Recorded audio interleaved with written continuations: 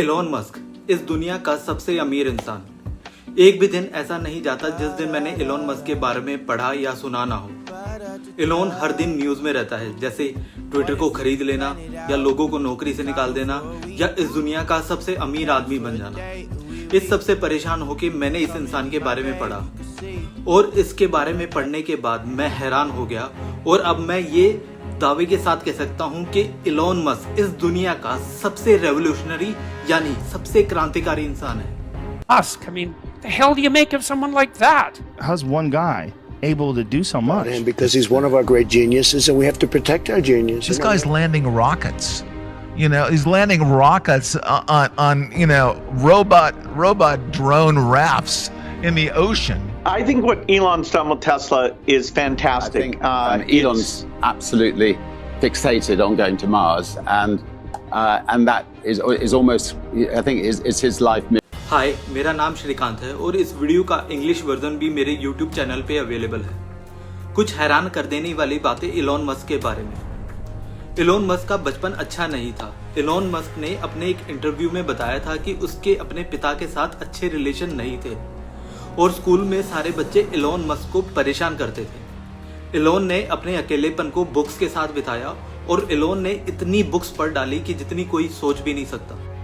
Elon का सपना मंगल ग्रह पर इंसानों के लिए एक नई दुनिया बनाने का है। एलोन रशिया गया पुराने रॉकेट्स को खरीदने, जहां एलोन को $8 मिलियन की डील ऑफर की गई, जिसे एलोन ने रिजेक्ट कर दिया और वापस आकर खुद की ही रॉकेट कंपनी बना डाली, जिसे लोग स्पेस एक्स के नाम से जानते हैं। जब भी कोई मुश्किल काम होता है तो मोटिवेट करने के लिए आपने लोगों को ये कहते तो सुना ही होगा, ये कोई रॉकेट साइंस नहीं है। लेकिन यहाँ पर भी एलोन ने सबको पीछे छोड़ दिया। एलोन ने खुद ही रॉकेट साइंस सीख डाली। एलोन के पास कोई फॉर्मल एजुकेशन नहीं है रॉकेट इंजीनियरिंग में। जब एलोन से एक इंटरव्यू में पूछा गया कि आपने स्पेस में जाने वाले रॉकेट्स को कैसे बनाना सीखा, तो इसका जवाब एलोन ने 3 वर्ड्स में दिया, बुक्स पढ़कर। जब एक रॉकेट स्पेस में जाता है तो उसे दोबारा यूज नहीं किया जाता, लेकिन एलोन ने स्पेस में रॉकेट को भेजा और वापस लैंड करवाया और फिर से स्पेस में भेजा। आप लोगों को एक एलोन की एक रॉकेट की वर्टिकल लैंडिंग देखनी चाहिए, जो किसी ने इमेजिन भी नहीं किया था कि एक रॉकेट आवाज की रफ्तार से 7 गुना तेज गिरता हुआ एक फिक्स पॉइंट पर लैंड कर सकता है।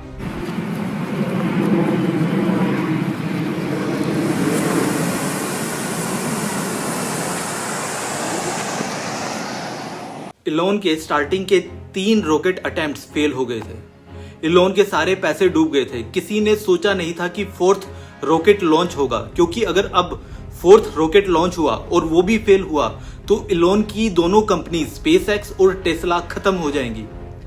एलोन ने अनाउंस किया कि जल्दी ही 4th लॉन्च होगा और सारी दुनिया को हैरान कर दिया। 4th लॉन्च सक्सेसफुल रहा और दुनिया की सबसे बड़ी स्पेस कंपनी नासा ने $1.5 बिलियन का कॉन्ट्रैक्ट एलोन को दे दिया। एलोन को स्कूलों में पढ़ाने के तरीके में विश्वास नहीं था, तो एलोन ने अपने बच्चों के लिए खुद का ही स्कूल खोल दिया। इस स्कूल को क्लासेस में नहीं डिवाइड किया गया था, बल्कि बच्चों को उनकी सोचने की क्षमता और इंटरेस्ट पे बांटा गया है। इस स्कूल में सिर्फ 50 बच्चे ही पढ़ते हैं। इस स्कूल का नाम एड एस्ट्रा है, जिसका मतलब है सितारों की तरफ। क्या कमाल की सोच। आप लोगों को कैसा लगेगा कि अगर मैं कहूं एक टेस्ला कार स्पेस में सूरज का चक्कर लगाते हुए घूम रही है और अब सोलर सिस्टम का पार्ट भी है। 2018 में एलोन ने अपनी एक कंपनी स्पेस एक्स के रॉकेट से अपनी दूसरी कंपनी की कार टेस्ला रोडस्टर को स्पेस में भेज दिया था। इस कार में एक नकली ड्राइवर भी बैठा हुआ है, जिसका नाम स्टारमैन है। ये जान के आपको बहुत हैरानी होगी कि हॉलीवुड की movie Iron Man Elon Musk से इंस्पायर्ड है।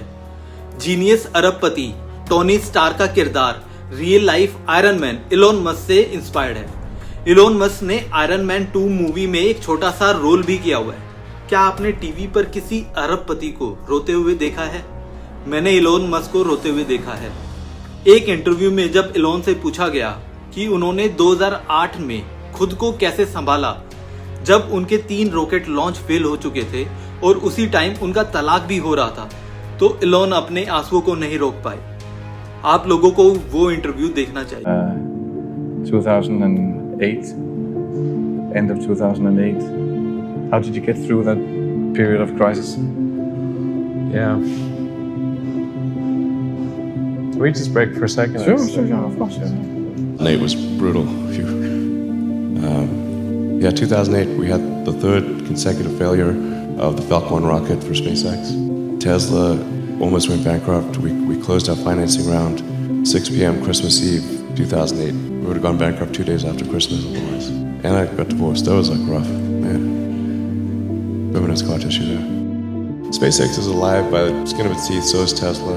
If things had just gone a little bit the other way, both companies would be dead. When you had that third failure in a row, did you think, I need to pack this in? Never. Why not? I don't ever give up. आप इस बात पर believe नहीं करोगे कि Tesla company कुछ भी advertisement नहीं करती है। टेस्ला कंपनी का एडवर्टीजमेंट पर 0 एक्सपेंडिचर है। इलोन मस्क के नाम से ही टेस्ला कार बिकती है।